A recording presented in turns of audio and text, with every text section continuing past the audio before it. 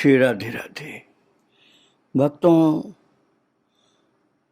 सामान्यतः संसार में स्वप्न का कोई महत्व नहीं होता। स्वप्न झूठा होता है और उसका कोई महत्व नहीं होता। लेकिन वही स्वप्न जो झूठा कहा जाता है, यदि भगवान से संबंधित हो तो निश्चित ही उसमें सार होता है, तत्व होता है, उसमें शक्ति होती है।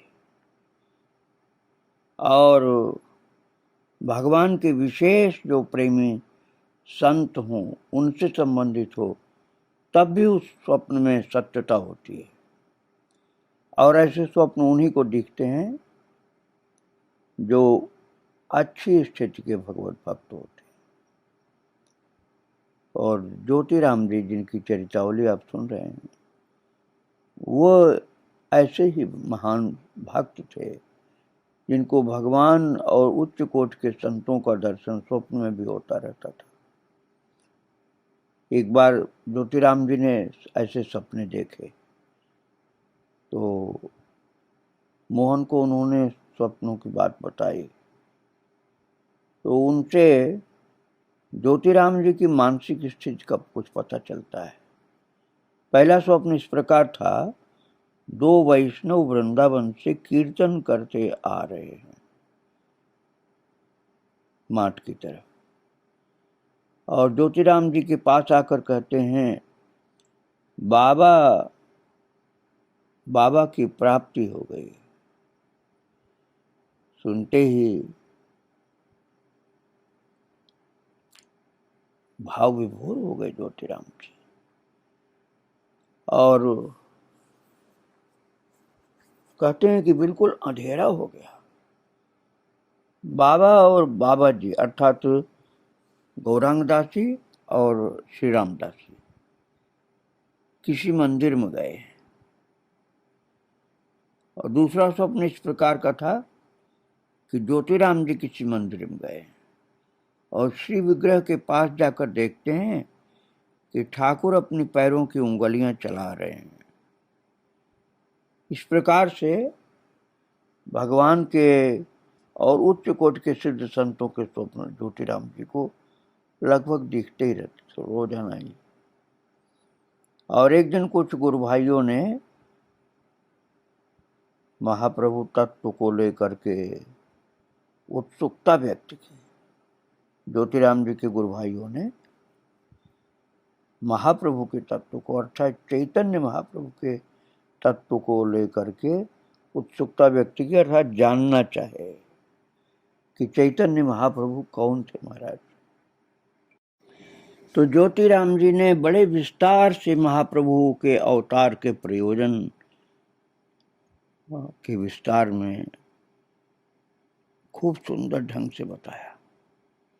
और हरिनाम संकीर्तन का प्रचार तो महाप्रभु अवतार का गौण उद्देश्य है, मुख्य उद्देश्य है राधा प्रेम का आस्वादन। इस राधा प्रेम का आस्वादन करने के लिए ही भगवान कृष्ण ने राधा जी की भाव कांति धारण की थी। और भगवान कृष्ण की प्रतिज्ञा है कि जो मुझे जैसे भजता है मैं भी उससे भजता हूँ, वैसे ही भजता हूँ। यथा माम प्रपद्यन्ते तां तथैव भजाम्यहम्। उनके वंशीनाद को सुनकर के ब्रज गोपियां कुल मान मर्यादा देह गे सब भूल कर उनके पास चली आईं, पर श्याम सुंदर उनके प्रेम का प्रतिदान न कर सके। ब्रजलीला में वे ब्रज गोपियों के प्रेम से उऋण नहीं हो पाए। न पारे हम निर्बद्ध संयोजाम सुसाधु कृत्यम विबुधा विशाप। भगवान ने ऐसा कहा था कि मैं, हे गोपियों, आपके ऋण से उऋण नहीं हो पाया। भगवान कृष्ण ने गोपियों से कहा, हे सुंदरी गण, तुमने मेरे लिए घर गृहस्थी की उन बेड़ियों को तोड़ डाला है जिन्हें बड़े बड़े योगी यति भी नहीं तोड़ पाते। मुझसे तुम्हारा ये मिलन, यह आत्मिक संयोग सर्वथा निर्मल और निर्दोष है। यदि मैं अमर शरीर से, अमर जीवन से अनंत काल तक तुम्हारे प्रेम, सेवा और त्याग का बदला चुकाना चाहूं तो भी नहीं चुका सकता। मैं जन्म जन्म के लिए तुम्हारा ऋणी हूं, ऐसा कन्हैया ने कहा था गोपियों से।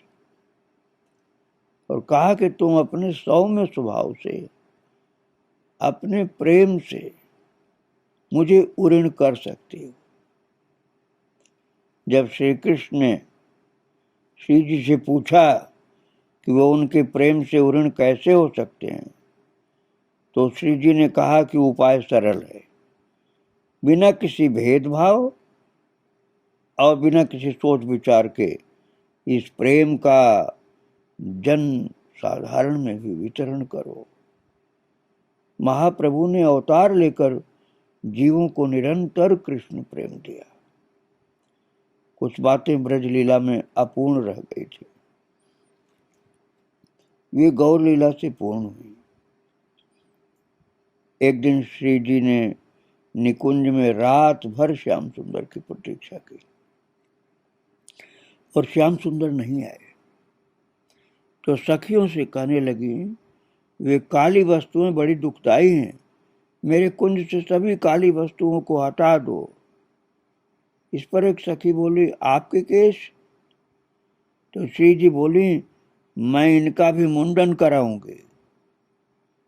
महाप्रभु का सन्यास अर्थात चैतन्य महाप्रभु का सन्यास श्री जी की इस इच्छा की पूर्ति करता है। श्री जी को इस बात का बड़ा दुख था कि वे स्त्री होने के कारण घर से बाहर नहीं निकल सकती। उनके मन में ये बात आई कि यदि मैं पुरुष होती तो प्रिय कृष्ण को लेकर देश विदेश में घूमती और अपनी विरह ज्वाला दूर करती। गौर अवतार में श्री जी ने श्याम सुंदर को हृदय में धारण करके भ्रमण किया। कृष्ण अवतार में सतत मिलन नहीं है, गौर अवतार में राधा कृष्ण का एकत्र मिलन है, सतत मिलन है। कृष्ण अवतार में मिलना छिपना, छिप छिप के मिलना ऐसा है, और गौर अवतार में राधा कृष्ण का निरंतर मिलन है। दोनों का एक संयुक्त स्वरूप है। एक अन्य प्रसंग में ज्योतिराम जी ने कहा, भगवान के दो गुण हैं, वे परम करुण हैं और रसिक शेखर हैं। वे अखिल रसामृत मूर्ति हैं। रसिक शेखर नाम गौड़ीय संप्रदाय में ही सुलभ होता है। वे जीव के प्रति करुण होकर अवतार ग्रहण करते हैं और श्री कृष्ण तत्व पर प्रकाश डालते हुए श्री ज्योतिराम जी ने कहा, भगवान का विराट कारखाना है और 4 युगों की एक चतुर्युगी होती है, 71 चतुर्युगी का एक मनवंतर और 14 मनवंतरों का ब्रह्मा जी का एक दिन माना जाता है। इस हिसाब से ब्रह्मा जी की आयु 100 वर्ष बताई गई है। ये 100 वर्ष महाविष्णु की एक सांस के बराबर है। इन महाविष्णु के शरीर में अनंत कोटि ब्रह्मा और ब्रह्मांड है। ऐसे महाविष्णु श्री गोविंद की कला है। और महाराज ज्योतिराम जी इस प्रकार से श्री चैतन्य महाप्रभु की भक्ति में निमग्न रहते थे। भक्तों की इच्छा पूर्ण करने के लिए भगवान अवसर की खोज में बैठे रहते हैं, ये उनका स्वभाव है। कुछ ऐसा ही ज्योति बाबू के साथ हुआ था। बाबूजी प्राय अपने साथियों से कहते, सरकारी नौकरियों में रिटायरमेंट और पेंशन की व्यवस्था है, लेकिन वकालत में ऐसी कोई व्यवस्था नहीं। यहाँ तो अनुभव बढ़ने के साथ साथ वकील की कीमत बढ़ती जाती है, फिर स्वेच्छा से उसे छोड़ा भी नहीं जा सकता। लालसा भी अधिक बढ़ जाती है। और वो कहते थे, मुझे खाना खाने के बाद इच्छा होती कुछ देर विश्राम करने की, लेकिन कचहरी भागना पड़ता है, पता नहीं कैसे विश्राम मिलेगा। शायद ज्योति बाबू की इच्छा पूरी करने के लिए ही भगवान ने उन्हें विश्राम दिया। उनका स्वास्थ्य बिगड़ता चला गया, कचहरी आना जाना बंद सा हो गया। बीच बीच में कभी कचहरी जा पाते तो चले जाते, अन्यथा विश्राम ही करते। अब डॉक्टर व्यास ने भी यही सलाह दी कि आप विश्राम कीजिए। और घर के लोगों को चिंता हुई कि घर के कामकाज कैसे चलेंगे, पर ज्योति बाबू के मुख पर कोई चिंता परेशानी नहीं थी। वे तो मानो मन ही मन भगवान को धन्यवाद दे रहे थे कि प्रभु ने एक वकील को भी रिटायर कर दिया, रिटायरमेंट दे दिया। एक दिन अपने पुत्र से पूछा, तुम्हारे पास क्या बचा है? तो उसने बक्सा, अपना बॉक्स खोल के देखा तो उसमें 1 पैसा था। और जब ज्योति बाबू के बेटे ने बात बताई कि 1 पैसा इसमें है, तो ज्योति बाबू मुस्कुराने लगे और उनके बेटे को बड़ा आश्चर्य हुआ कि उनके चेहरे पर जरा भी कोई चिंता नहीं, कोई घबराहट नहीं, और वो तो पूर्ण संतुष्ट थे। उन्हें कोई अभिलाषा नहीं थी कि पैसा होना भी चाहिए। और भक्तों, महापुरुष भी सदा संतुष्ट ही होते हैं, इसलिए ज्योति बाबू एक महापुरुष थे। उनके अंदर कोई अभिलाषा, कोई इच्छा होती ही नहीं थी। और एक दिन उनकी तबीयत कुछ खराब थी, पर वे कचहरी गए थे। जाड़े के दिन थे, कुनैन आदि का गर्म पानी का सेवन कर रहे थे। चलते समय उन्होंने अपने बेटे से कहा कि 1 बजे के करीब गर्म पानी ले आना। और बेटा उनकी सेवा के प्रति बड़ा सतर्क रहता था, पर उस दिन प्रभु की इच्छा ऐसी हुई कि वो खा पी करके लेट गया। सोचा थोड़ा आराम कर लूं, फिर कचहरी जाऊंगा, और नींद आ गई। पता नहीं कितनी देर और सोता। ऐसा लगा कि दरवाजे के बाहर ज्योति बाबू ने आवाज दी, मोहन। और वो कहते हैं कि मैं आवाज सुनकर चौंक कर उठा, देखा 1:30 बज रहा है और बाबूजी के लिए पानी नहीं पहुंचा, गर्म पानी। तो उनका कहना है कि मैंने झटपट पानी लिया और कचहरी जा पहुंचा, और मुझे देखते ही और थोड़ा सा रोष में बोले, सो गए थे?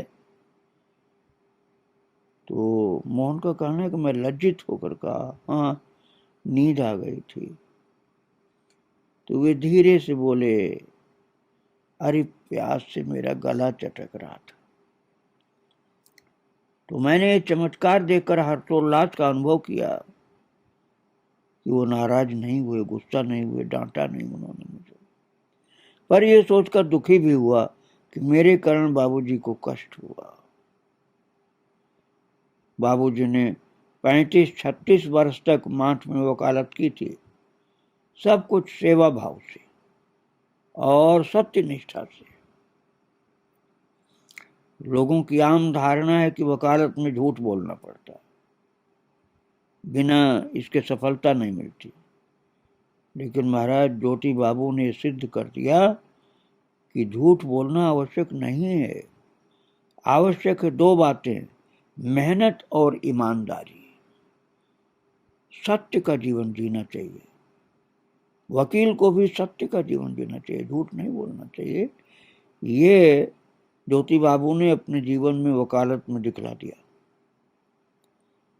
और कभी कोई झूठा केस लिया ही नहीं उन्होंने। जो भी केस हाथ में आया उसमें सत्यता के साथ लगे। असत्य केस मतलब झूठा केस नहीं लिया, और सफलता भी मिलती थी उनको। पूर्ण रूप से सफलता मिलती थी। एक महान भक्त थे ना, केवल वकील तो थे नहीं, इसलिए कोई भी मुवक्किल उनके पास आता तो वे पहले उसे समझाते कि राजीनामा कर लो, व्यर्थ के झगड़े में मत पड़ो। वकील ये चाहते हैं कि झगड़ा हो तो कुछ माल मिले, अपना धंधा चले, लेकिन वो ऐसा नहीं करते थे। वो कहते थे मुवक्किल से कि भाई मेरी बात मानो, झगड़ा मत करो, केस मत लड़ो, और राजीनामा कर लो, व्यर्थ के झगड़ा ठीक नहीं, केस लड़ना अच्छा नहीं होता। उसको समझाते थे कि ये सब से दूर रहो, लेकिन जब वो किसी तरह भी नहीं मानता था तब केस लड़ते थे। मुवक्किल को उन पर पूरा विश्वास था, वे अपना केस उन्हें दे करके निश्चिंत हो जाते। और तहसील भर के एक गांव में ज्योति बाबू का बड़ा सुयश था। प्राय ऐसा होता कि पहले एक पार्टी आती, बाबूजी उसे स्वीकार कर लेते, कुछ देर बाद दूसरी पार्टी आती। ये जानकर दुख व्यक्त करती कि बाबूजी ने पहले ही उस केस को हाथ में ले लिया। तो दूसरी पार्टी कहती, बाबूजी अब आप ही बताइए कि हम कौन सा वकील करें। यह सुनकर के बाबूजी हंसते और कहते कि ये भी मुझसे ही पूछ रहे हो।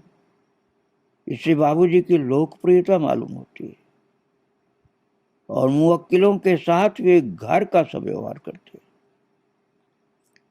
मुवक्किल उनसे पूरी तरह संतुष्ट रहते।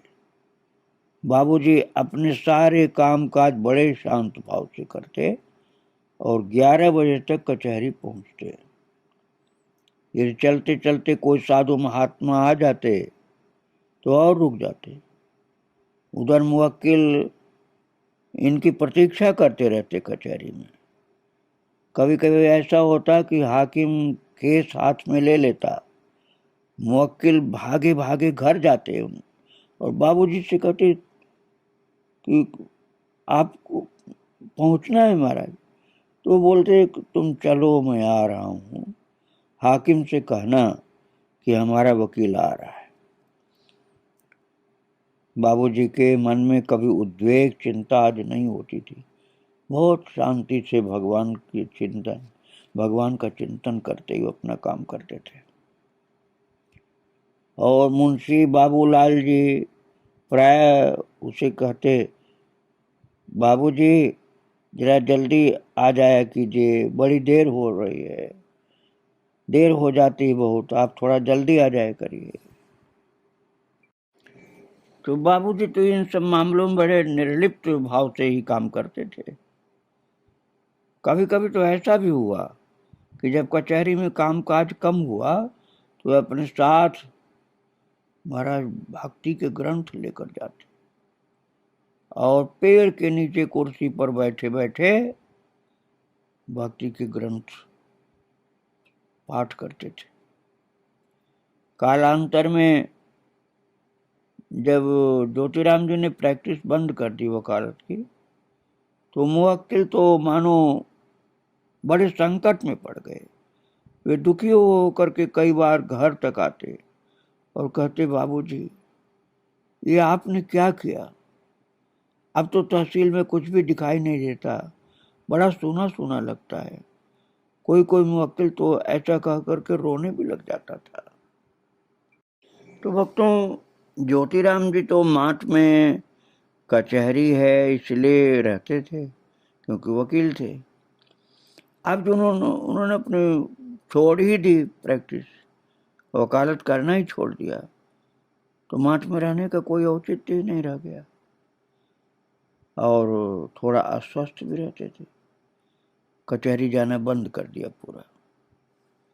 और उनका बेटा मोहन का कहना है कि मैंने चंपा अग्रवाल कॉलेज में दाखिला ले लिया था, और गौर गोपाल भी मथुरा पढ़ रहा था, भाई गौर गोपाल। और ब्रज गोपाल भाई जो मेरे पास आते हैं अक्सर, उनका अध्ययन आगरा चल रहा था। तो कन्हैया भैया जो उनके भाई, वो पहले से सरकारी नौकरी से बाहर थे, और राधा चरण भैया चंपा अग्रवाल कॉलेज मथुरा में कार्यरत थे। तो बाबूजी मात में रहते तो उनकी सेवा आदि के लिए हम लोगों में से कोई नहीं रह गया था, और हमारी माँ के लिए संभव नहीं था। मोहन का कहना है कि हाँ, घर गृहस्थी के कामकाज के साथ बाबूजी की पूरी देख रेख कर सकें, ऐसी आवश्यकता थी। परिस्थिति बस सबको ये निर्णय लेना पड़ा कि अब माँ से विदा लेकर मथुरा चल करके ही रहा जाए। और फलस्वरूप श्री ज्योतिराम जी महाराज जो वकालत करते थे माठ में, वो छोड़ दिया माठ को और मथुरा में रहने लग गए थे। तो जो उनके बेटे लोग, वो भी मथुरा में आकर के उनके निकट में उनकी सेवा में रहने लगे,